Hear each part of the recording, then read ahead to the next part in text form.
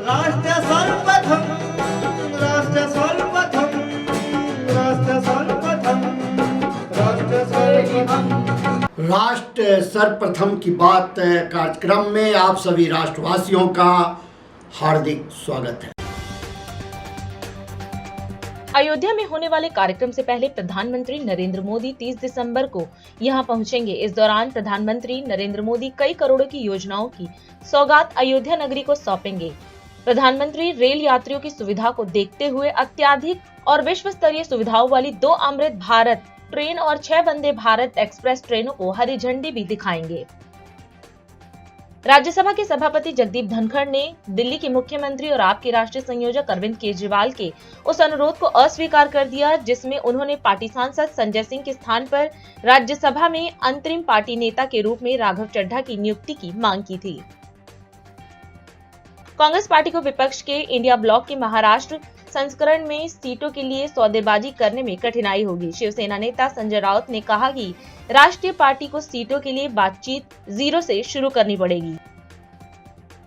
विश्वविद्यालय अनुदान आयोग ने एमफिल प्रोग्राम को बंद कर दिया है। इस संबंध में यूजीसी ने एक आधिकारिक अधिसूचना जारी कर जानकारी दी है। विश्वविद्यालयों को भी कहा गया है कि वो एमफिल प्रोग्राम में छात्रों का एडमिशन न ले। आयोग का कहना है कि एमफिल डिग्री मान्यता प्राप्त डिग्री नहीं है, ऐसे में इस कोर्स में छात्रों का एडमिशन बंद होना चाहिए। जनवरी के पहले सप्ताह में कांग्रेस इंडिया गठबंधन के सहयोगी दलों के साथ लोकसभा चुनाव के लिए सीट बंटवारे पर चर्चा कर सकती है। इन सबके बीच पश्चिम बंगाल में ममता बनर्जी लगातार कांग्रेस को आंखें दिखाने की कोशिश कर रही हैं। दिल्ली पंजाब की झांकी रिजेक्ट, आप पर बीजेपी का वार, भगवा पार्टी का पलटवार। मंगलुरु अंतर्राष्ट्रीय हवाई अड्डे को बम से उड़ाने की धमकी दी गई। सुरक्षा एजेंसियों ने जांच तेज कर दी है। राजस्थान विधानसभा अध्यक्ष वासुदेव देवनानी ने विधानसभा का निरीक्षण किया और अधिकारियों के साथ बात की। जानकारी के मुताबिक देवनानी ने सदन सचिवालय के विभिन्न कक्षों, पुस्तकालय, सदन की विभिन्न दीर्घाओं और विधानसभा परिसर का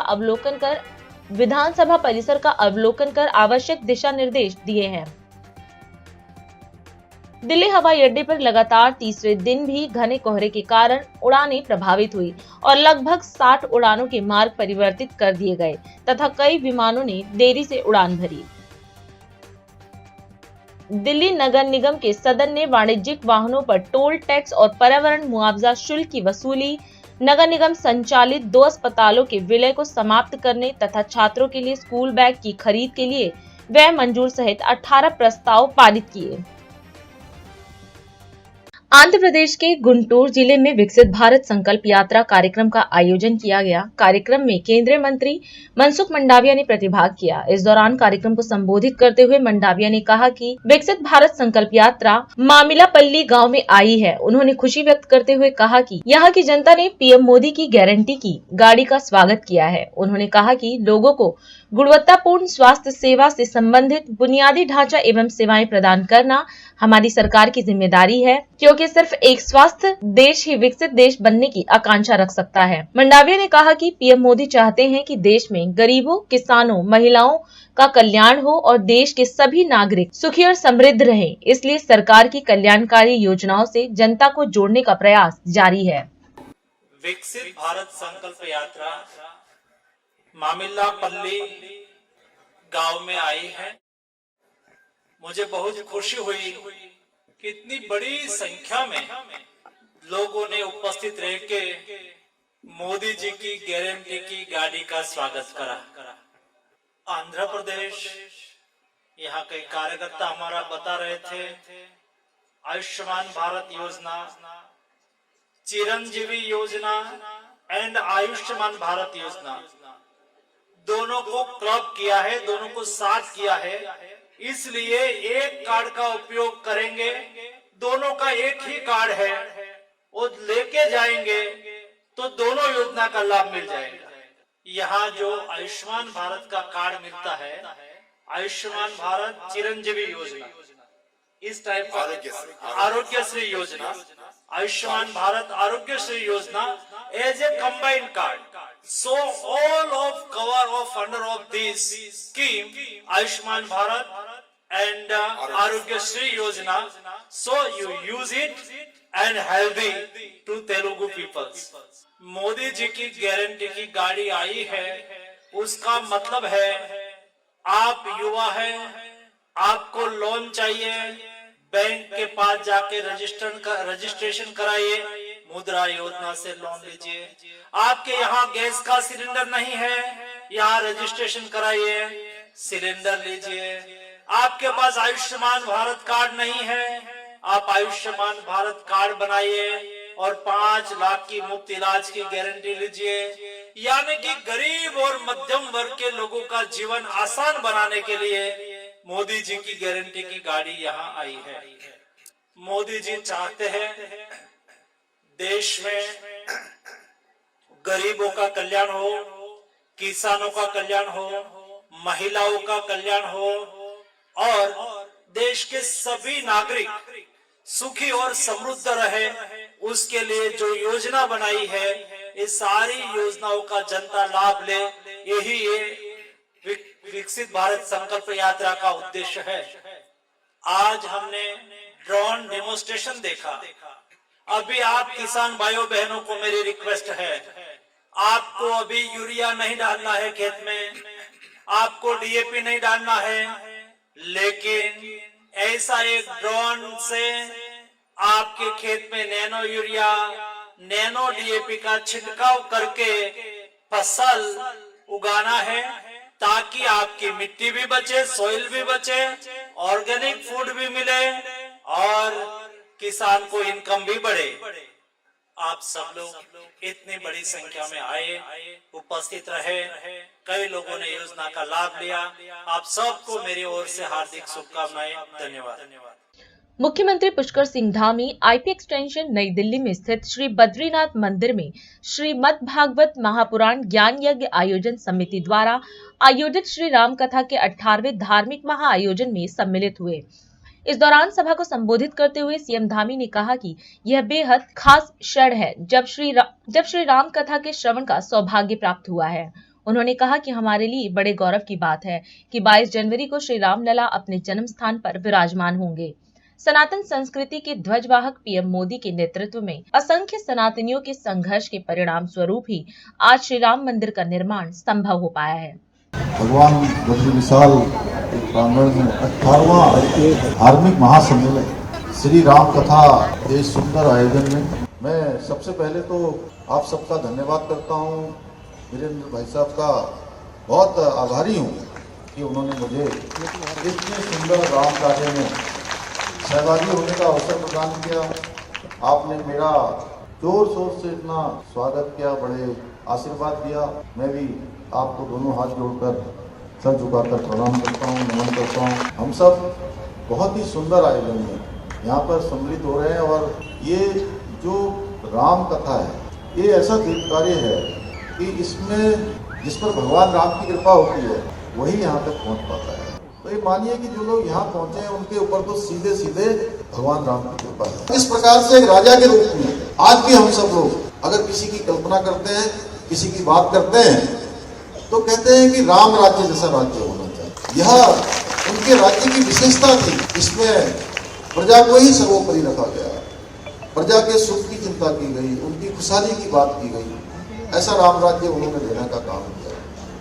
और हम सब जानते हैं इसी नए वर्ष में सब लोग लंबे समय से हम सोचते थे, हमने कार सेवा करी कि भगवान राम का भव्य और दिव्य मंदिर बनना चाहिए और कहते थे राम लला हम आएंगे, मंदिर वहीं बनाएंगे। कहते थे ना बच्चा बच्चा राम का, जन्मभूमि के काम का, ऐसे नारे लगते थे। और भगवान राम की कृपा हुई, 2014 में मोदी जी देश के प्रधानमंत्री बने और तभी से उन्होंने ये प्रयास करना शुरू कर दिया। और दूसरी टर्म में जब वो प्रधानमंत्री बने तो इसका मार्ग प्रशस्त हो गया। 22 जनवरी को भगवान राम लला अपने स्थान पर विराजमान होने जा रहे हैं। एक वो युग था जब भगवान राम पैदा हुए थे, एक यह युग है। इस युग में भी हम सबको आज किसी न किसी रूप में इस पूरे भगवान राम लला के विराजमान होने में सम्मिलित होने का अवसर मिला। मैं उत्तराखंड से आया हूँ। उत्तराखंड आप सब लोगों के लिए, पूरे देश के लिए, दुनिया के लिए एक ऐसी भूमि है जिसको देवभूमि कहते हैं। तो देवभूमि के अंदर बहुत सारे हमने चुनौतीपूर्ण और कठिन काम, उन पर भी भगवान राम की कृपा से हमने निर्णय लिया है कि हम उस पर आगे बढ़े। चाहे वो अतिक्रमण का मामला हो, आपने देखा होगा राज्य के अंदर आज 5000 एकड़ से भी ज्यादा जमीन हमने जो लैंड जिहाद के रूप में अतिक्रमण की गई थी, उस अतिक्रमण को मुक्त कराने का काम हमने किया। उसके साथ साथ देवभूमि का जो मूल स्वरूप है, जिसके लिए देवभूमि जानी जाती है, वो देवभूमि का मूल स्वरूप बना रहे, उसके लिए हम यथासंभव हर कोशिश कर रहे हैं। मोदी जी ने तो हमारे देश के अंदर नारी शक्ति बंधन अधिनियम बना दिया। हमारी मातृशक्ति को उन्होंने देश के अंदर आरक्षण की व्यवस्था कर दी, जो आजाद भारत के इतिहास में पहली बार हुई है। इतना बड़ा फैसला हुआ है मातृशक्ति के उसमें। हमने उत्तराखंड में भी 30% का सहज आरक्षण उत्तराखंड में हमने पहले ही हमारी मातृशक्ति को आगे आने के लिए सभी सरकारी नौकरियों में आरक्षण की व्यवस्था कर दी है। ऐसे हम बहुत सारे निर्णय ले रहे हैं। आज पूरे देश के लोगों का कहीं ना कहीं एक फोकस उत्तराखंड की तरफ हुआ है, चाहे वो आज चारधाम यात्रा हो, मानसखंड को भी जो है आगे लाने के लिए मानसखंड मंदिर माला मिशन हमने शुरू कर दिया है। अभी प्रधानमंत्री जी ने आदि कैलाश के दर्शन किए हैं। वो पहले प्रधानमंत्री हैं जिन्होंने 18,000 फुट की ऊंचाई पर जाकर पूरे देश दुनिया को कहीं ना कहीं आदि कैलाश की तरफ भी सबका ध्यान आकर्षित किया। तो पूरा उत्तराखंड तेजी से आगे बढ़ रहा है। हमने G20 की तीन समिट उत्तराखंड के अंदर आयोजित की और तीनों ही रामनगर में, नरेंद्र नगर, ऋषिकेश में शानदार आयोजन हुआ। अभी हमने उत्तराखंड में निवेश को लाने के लिए पूरे देश दुनिया के लोगों को आमंत्रित किया। दुनिया के 50 से भी अधिक देशों के प्रतिनिधियों ने उत्तराखंड आए और 3.5 लाख करोड़ से भी ज्यादा का निवेशकों ने हमारे साथ करार किया है। हम लोगों ने संकल्प लिया है कि हम देश के अग्रणी राज्यों में हमारा स्थान हो, उसमें हमारे प्रधानमंत्री आदरणीय मोदी जी का बहुत बड़ा आशीर्वाद हमको मिल रहा है और आदरणीय गीताराम त्रिपाठी जी का, जिन्होंने देश दुनिया के अंदर हमारे अध्यात्म को, हमारे ज्ञान को, संस्कृति को, इस पताका को फहराने का काम किया है। मैं आप सबका बहुत अपने हृदय से, और अभी नया वर्ष भी आने वाला है एक दिन बाद, उसकी भी मैं आप सबको शुभकामनाएं देते हुए भगवान राम आपको अपनी कृपा हमेशा देते रहें और अपने अपने घरों में, परिवारों में सब सुख समृद्धि हो, सबके घर में जो है उन्नति हो। जय श्री राम, जय श्री राम। झारखंड की जनता के स्नेह और आशीर्वाद से बनी झारखंड की सरकार के 4 वर्ष पूरे होने के अवसर पर आज रांची में ऐतिहासिक कार्यक्रम आयोजित किया गया। इस अवसर पर मुख्यमंत्री हेमंत सोरेन भी मौजूद रहे। कार्यक्रम को संबोधित करते हुए सीएम सोरेन ने कहा कि हमारी सरकार को बने 4 साल पूरे हो रहे हैं और यह 4 साल बेहद चुनौतीपूर्ण रहे हैं। सीएम ने कहा कि झारखंड देश के पिछड़े राज्यों में गिना जाता है। वैसी स्थिति में कोरोना जैसी आपदा राज्य के लिए अभिशाप जैसी थी। हमारी सरकार ने वैश्विक महामारी कोरोना संक्रमण के समय भी अन्य राज्यों की अपेक्षा बेहतर कार्य किया। उन्होंने कहा कि हमारी सरकार ने झारखंड के किसानों, मजदूरों, युवाओं, महिलाओं, बेरोजगारों सहित सभी वर्ग को सरकार की विभिन्न भावी योजनाओं से जोड़ने का निरंतर प्रयास किया है। आज सरकार के 4 साल पूरे हो रहे हैं और 4 साल का सफर हम लोगों का बड़े चुनौतियों भरा रहा है। आपको मालूम है कि सरकार ने ऐसी चुनौती देखी है जो दुनिया में पहली बार ऐसा चुनौती आया हो। कोरोना जैसा चुनौती, फिर सुखाड़ जैसी स्थिति, लगभग 1.5 साल, पौने 2 साल हम लोग उसी से लड़ते जूझते रहे। कोरोना काल का आपको दिन याद होगा, कितना डरावना, कितना भयावह, जब लॉकडाउन का आदेश हुआ, जब पूरा दुनिया मानो थम सा गया। गाड़ी, मोटर, हाट, बाजार, काम धाम, नौकरी चाकरी सब बंद। और ऐसी आपदाएं गरीबों के लिए, किसानों के लिए, मजदूरों के लिए एक अभिशाप के बराबर होता है। लेकिन ऐसी स्थिति में भी हमारी सरकार ने इस राज्य के एक भी व्यक्ति को और राज्य में कोई भी अफरा तफरी हमने नहीं होने दी। हमारे कोविड प्रबंधन को देश में एक अलग पहचान मिला। आज झारखंड जैसा गरीब राज्य से पूरे भारतवर्ष में हम लोगों ने ऑक्सीजन सप्लाई किया और आज भारत की इस ऑक्सीजन से करोड़ों लोगों की जानें बचाई गई। झारखंड एक वीरों का राज्य भी है। ये राज्य कोई भीख में नहीं मिला है। ये राज लड़के मिला है। अनेक लोगों की शहादत इस मिट्टी में हुई है। पूरे राज्य के कोने कोने में हजारों की वीरों की आप कहानी सुनेंगे, चाहे भगवान बिरसा मुंडा हो, सिद्धू कान्हू हो, चांद भैरव हो, फूलो झानो हो, वीर बुद्धू भगत हो, नीलांबर पीतांबर हो, पोटो हो, भागीरथ मांझी हो, ठाकुर विश्वनाथ साधे हो, शेख भिखारी हो, पंडित गणपत राय जी हो, अनेक ऐसे। और इस राज्य के मूलवासी आदिवासी की हक अधिकार, यहाँ के जल जंगल जमीन कैसे सुरक्षित रहे, इसके लिए सदियों से ये लोग लड़ते रहे। 2019 के आखिरी माह इसी दिन हम लोगों ने पूरी ताकत के साथ आपके बीच में इस राज्य की तकदीर बदलने के लिए समर्थन मांगा। आज आपके आशीर्वाद से आज हम इस सरकार में हैं। राज्य में सरकार आप बनाते हैं, राज्य के मुख्यमंत्री आप बनाते हैं।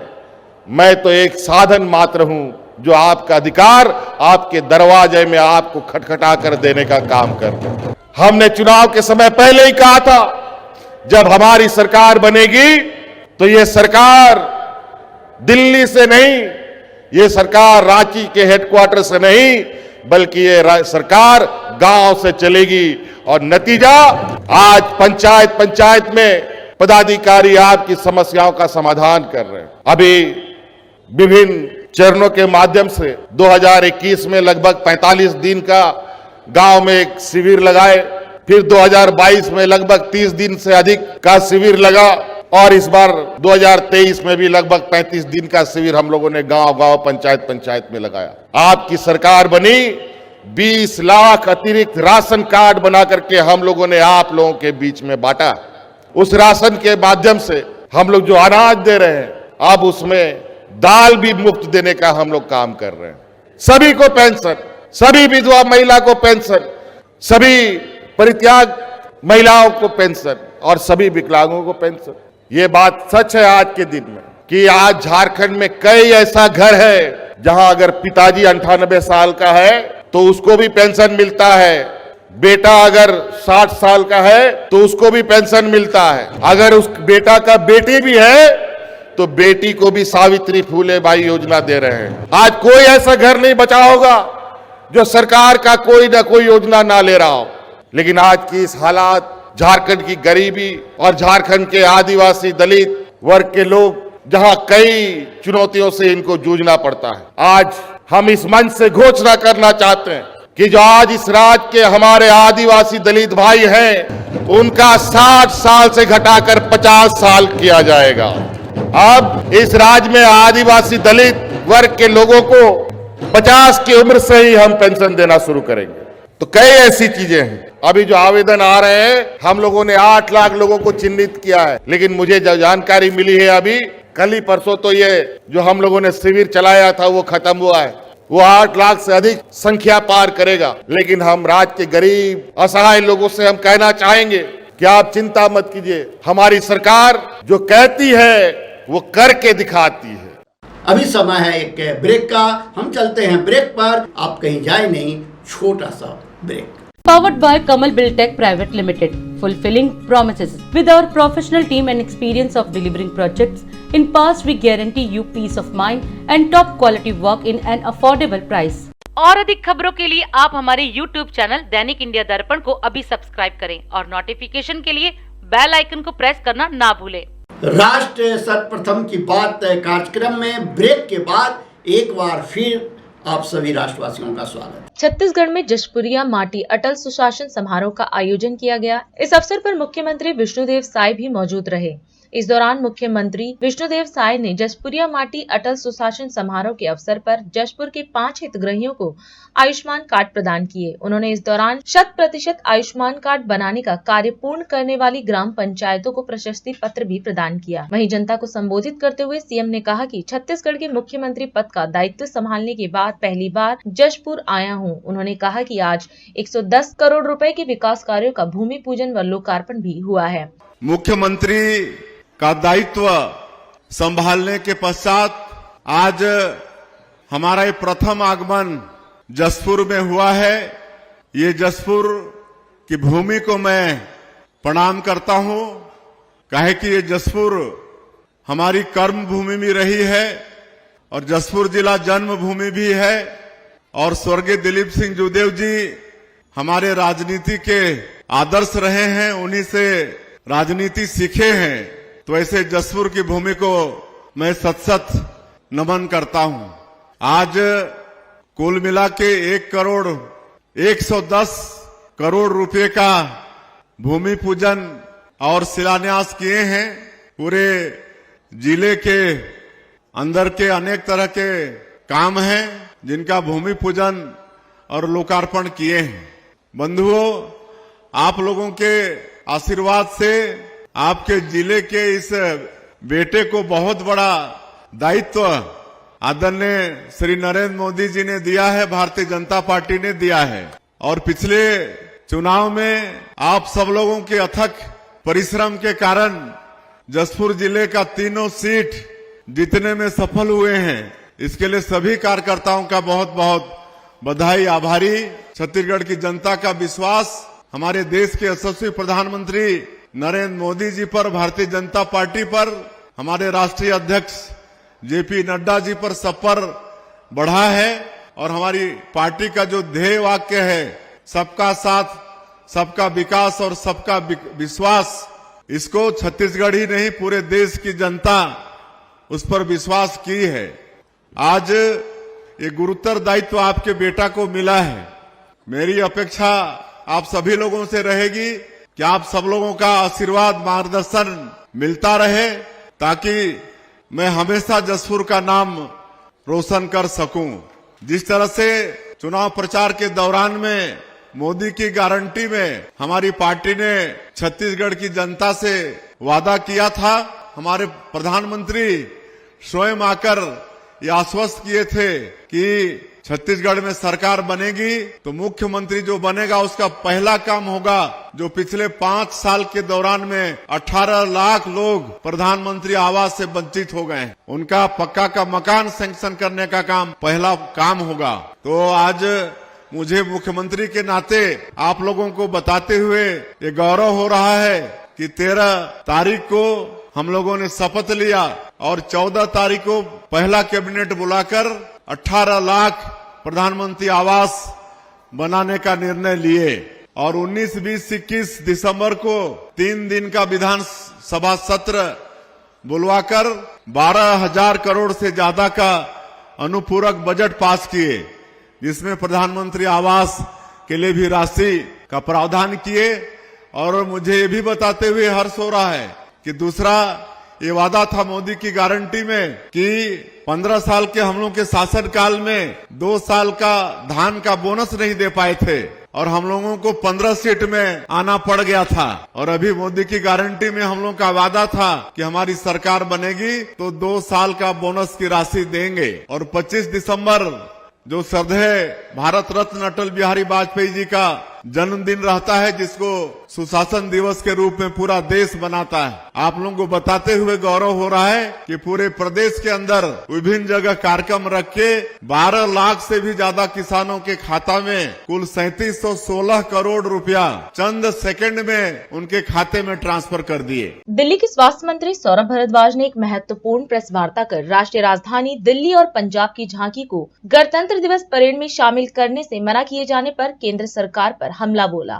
उन्होंने कहा कि देश की राजधानी दिल्ली में हर साल गणतंत्र दिवस की परेड होती है, लेकिन लगातार तीसरे साल केंद्र सरकार ने दिल्ली की झांकियों को गणतंत्र दिवस परेड में शामिल करने से मना कर दिया है।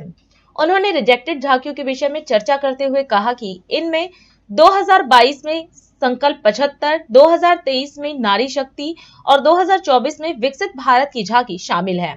उन्होंने कहा कि केंद्र सरकार के कहने पर डिजाइन में बदलाव भी किए जाते हैं। इस बार विकसित भारत का टॉपिक था शिक्षा और स्वास्थ्य से ही भारत को विकसित किया जा सकता है, इसलिए इसमें दिल्ली के सरकारी स्कूल और मोहल्ला क्लिनिक्स को दिखाया गया था। वहीं पंजाब की झांकियों को भी केंद्र सरकार ने रिजेक्ट कर दिया है। इसके साथ ही सौरभ भारद्वाज ने दिल्ली के स्वास्थ्य सचिव के निलंबन की सिफारिश मामले पर भी अपनी प्रतिक्रिया व्यक्त की है। जो 26 जनवरी की झांकी होती है, जो हमारा टेब्लो होता है, उसको केंद्र सरकार बार बार रिजेक्ट कर रही है। ये बात बताने योग्य है कि 26 जनवरी की झांकी दिल्ली में ही होती है। दिल्ली देश की राजधानी है। इसके बावजूद 3 साल से लगातार 2022 में दिल्ली की झांकी को रिजेक्ट किया गया, 2023 में दिल्ली की झांकी को रिजेक्ट किया गया और अब 2024 की झांकी के लिए भी दिल्ली सरकार के प्रपोजल को रिजेक्ट कर दिया गया। मैं बताना चाहता हूं कि पिछले कुछ वर्षों से कौन से प्रपोजल हमारी तरफ से जा रहे हैं। 2022 में रिजॉल्व 75 करके टॉपिक था, उसके ऊपर हमारा डिजाइन दूसरे राउंड की मीटिंग में रिजेक्ट कर दिया गया। 2023 में नारी शक्ति विषय था, उसमें भी हमारा डिजाइन रिजेक्ट कर दिया गया और 2024 में विकसित भारत क्राइटेरिया था, उस पर भी दिल्ली सरकार के आइडिया को रिजेक्ट कर दिया गया। तो जो टॉपिक है, जो विषय है, वो केंद्र सरकार ही देती है।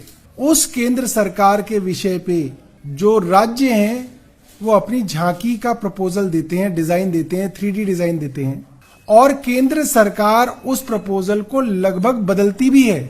जितनी बार केंद्र सरकार के यहाँ मीटिंग होती है उतनी बार उस डिजाइन को वो लोग बदलते हैं और उनके सुझाव के हिसाब से राज्य उसको बदलाव भी करते हैं। उन्होंने हमारे डिजाइन में कुछ सुझाव दिए थे, हमने वो सुझाव मान लिए थे। अगर वो और सुझाव देते तो वो सुझावों पे भी हम लोग विचार करते। विकसित भारत विषय पे क्या कहा जा सकता है कि भारत कैसे विकसित होगा? शिक्षा और स्वास्थ्य व्यवस्थाओं से भारत शिक्षित होगा और दिल्ली सरकार ने अपने टेबलों के अंदर दिल्ली के स्कूल और दिल्ली के मोहल्ला क्लिनिक्स के मॉडल को प्रपोज किया था। और ये इत्तेफाक नहीं है कि पंजाब सरकार के 26 जनवरी की झांकी को भी केंद्र सरकार ने रिजेक्ट कर दिया है। हमारा मानना है कि ये दुर्भावना वाला कदम है और केंद्र सरकार सिर्फ और सिर्फ आम आदमी पार्टी की सरकारों से बदला लेने के लिए हमारी झांकियों को रिजेक्ट करती है। 3 साल के अंदर आप कितने राज्यों को मौका दे सकते हैं? 90 को। 3 साल में 96 राज्यों को मौका मिल सकता है। अगर आप 30 झांकी भी निकालते हैं, कितनी झांकियां निकालते हैं? 20 भी निकालते हैं तो 60 को मौका मिल जाता है। अगर 20 झांकी 1 साल में निकलती है तो 3 साल में 60 राज्यों को मौका मिल सकता है। राज्य तो 60 नहीं है, मतलब हर दूसरे साल सभी राज्यों को मौका मिल सकता है। 9 मार्च को मैं मंत्री बना। मार्च के ही महीने में मैंने एक मीटिंग ली जिसके अंदर स्वास्थ्य सचिव, DGHS और अन्य अधिकारी थे। उस मीटिंग में हमने कहा, मेरे निर्देश थे कि आप दवाइयों की, इक्विपमेंट्स की और कंज्यूमेबल्स की एक ऑडिट कराइए। ये आदेश बड़े साफ थे। 3 अप्रैल को वो आदेश मिनट्स ऑफ मीटिंग में बनकर प्रकाशित भी हुए। जुलाई में मेरे दफ्तर से दोबारा आदेश दिया गया कि ये जो ऑडिट के निर्देश मैंने दिए हैं वो क्यों नहीं किए गए, कि आप ऑडिट कराइए। अब मैं ये पूछना चाहता हूं भारतीय जनता पार्टी से, एक अधिकारी को उसका मंत्री कह रहा है आप ऑडिट कराइए, आपने ऑडिट क्यों नहीं कराई? हो सकता है आप भूल गए हो। दोबारा कहा गया तो भी नहीं कराई, तिवारा कहा गया तो भी नहीं कराई और उसके अंदर गड़बड़ी निकलती है। तो इसका मतलब क्या है? तो क्या उस अधिकारी को निलंबित नहीं करना चाहिए? मैं जानना चाहता हूं केंद्र सरकार से, LG साहब से। और अगर अब ये जांच होगी तो इस अधिकारी के रहते जिसने खुद ऑडिट नहीं कराई, क्या ये जांच हो पाएगी? क्या ये ठीक जांच होगी?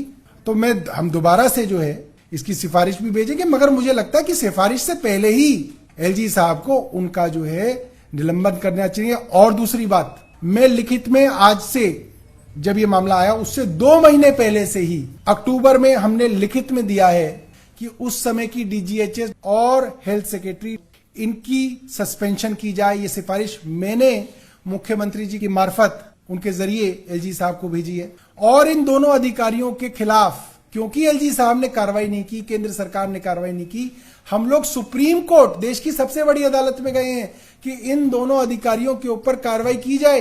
तो मैं तो हैरान हूं कि LG साहब को क्या मेरी चिट्ठी की जरूरत है? उन्हें कार्रवाई अब तक कर देनी चाहिए। एक चिट्ठी में लिख चुका हूं और दोबारा जो है हम इसकी सिफारिश करेंगे, बहुत जरूरी बात है। और अधिक खबरों के लिए आप हमारे YouTube चैनल दैनिक इंडिया दर्पण को अभी सब्सक्राइब करें और नोटिफिकेशन के लिए बेल आइकन को प्रेस करना ना भूलें।